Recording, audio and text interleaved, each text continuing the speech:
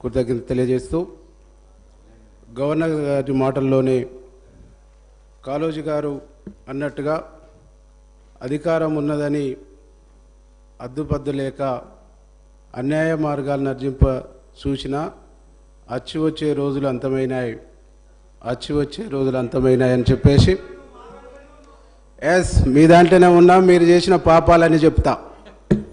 దాంట్లోనే ఉన్నా మీరు చేసిన పాపాలని చెప్తా ఇంటి ఓపికందా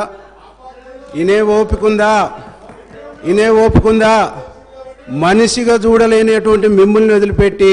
ఆదరించే కాంగ్రెస్కి వచ్చినాను అవమానించబడ్డ మీకా నుంచి ఆదరించే కాంగ్రెస్ పార్టీకి వచ్చిన అధ్యక్ష నన్ను గెలకొద్దు మిమ్మల్ని గెలికించుకోవద్దు అని చెప్పేసి ఈ సందర్భంగా తెలియజేస్తున్నా అధ్యక్ష ఈరోజు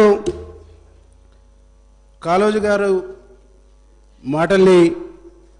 ఒకసారి గుర్తు చేస్తూ తెలంగాణలో ప్రజాపాలన తెలంగాణ ప్రజల ఆకాంక్షకు అనుగుణంగా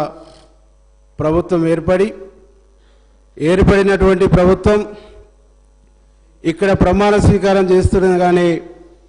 ప్రగతి భవన్ ముళ్ళ కంచెలు బద్దలై తెలంగాణ వచ్చినాడు ప్రజలు ఎలాంటి స్వేచ్ఛతో ఉన్నారో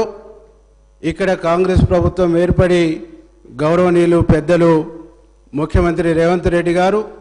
మంత్రివర్గం ప్రమాణ స్వీకారం చేస్తున్నప్పుడు తెలంగాణ సమాజం అంతా స్వేచ్ఛా వాయువులు పీల్చుకుందని సగర్వంగా నేను తెలియజేస్తున్నా అధ్యక్ష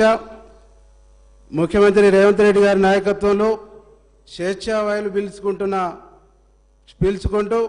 ప్రగతి భవన్ బద్దలు కొట్టిని ప్రజాపాలన శ్రీకారం చుట్టిందని సగర్వంగా ఈరోజు మనం మాట్లాడుకోవాల్సినటువంటి అవసరం ఉందని చెప్పేసి సందర్భంగా నేను గుర్తు చేస్తున్నా అధ్యక్ష ప్రగతి భవన్ ఏ ప్రజల ఆకాంక్షల కోసం నిర్మించబడ్డదని చెప్పారో ఆ ప్రజలకు ప్రవేశం లేనటువంటి సందర్భంలో ఆ ప్రజలకు ప్రవేశం కరువైనటువంటి పరిస్థితుల్లో తెలంగాణ సాయుధ పోరాటం నుంచి మొదలుకొని అనేక ఉద్యమాలు అనేక పోరాటాలు